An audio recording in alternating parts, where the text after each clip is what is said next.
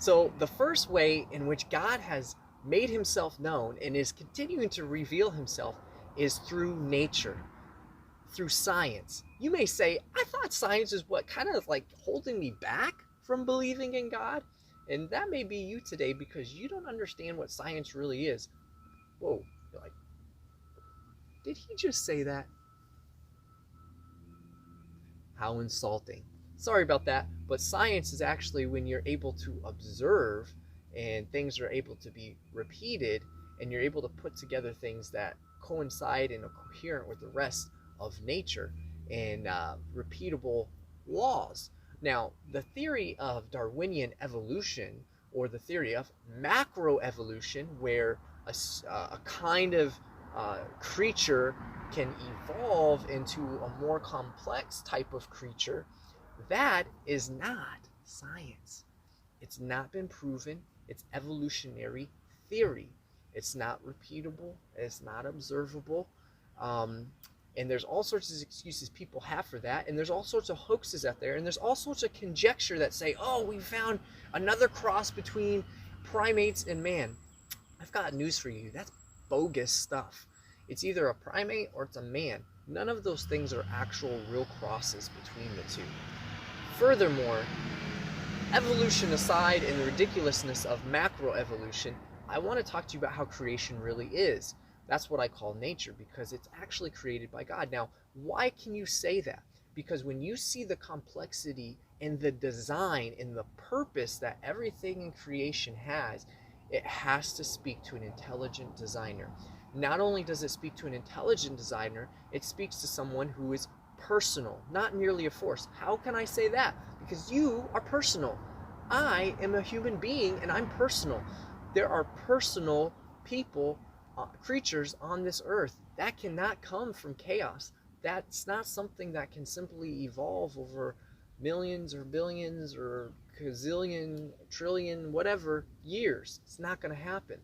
Another thing that we know about God, because creation is real, and when we look back at science, is that he does not have a beginning, and therefore he did not have to be caused. He is eternal. If you take a look at the other theories that the universe has been around forever, which isn't possible because it's been wearing down, you can clearly see that. Anyhow, you'd have to ask, well, what started that? Well, you know, okay, this or that, an alien. Well, what started that? You always have to go back to something that has a beginning, has been caused. Nothing would be here if that's the case, because you just forever go backwards trying to find out something that had a beginning and was caused. Something that had no beginning, that's eternal, and therefore was not caused, had to make everything. Well, let me tell you, that's one of the primary attributes of who God reveals himself to be. It says that his creation shows his eternal power and Godhead. And when you see the powerful forces of nature and in science and all the complexity, you can see it speaks to a creator. Furthermore, something called microevolution is real. That is that God has created living creatures with genetic codes. You know it as DNA. Those are like detailed books that maps, that spell blueprints that spell out what a creature is. Now, within the gene pool of a creature are many possibilities of genetic variety, adaptations.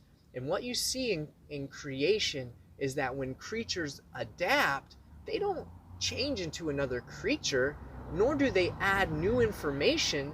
They take information that's already within their genetic makeup, and it starts to use that genetic makeup through things like survival of the fittest. And over time, those traits become dominant in order to let that creature not become another creature, because that doesn't happen, but for that creature to adapt and thrive or survive in their environment. And so I hope that makes sense to you, and I hope you check out more details about God revealing himself through creation, because this is really just meant to be a short clip, and I didn't even make it as short as I wanted to. So hope to see you in some more clips. The next one talks about the disharmony in creation, suffering. That's a big question. So check out the next clip on how God actually reveals himself through suffering. Bye.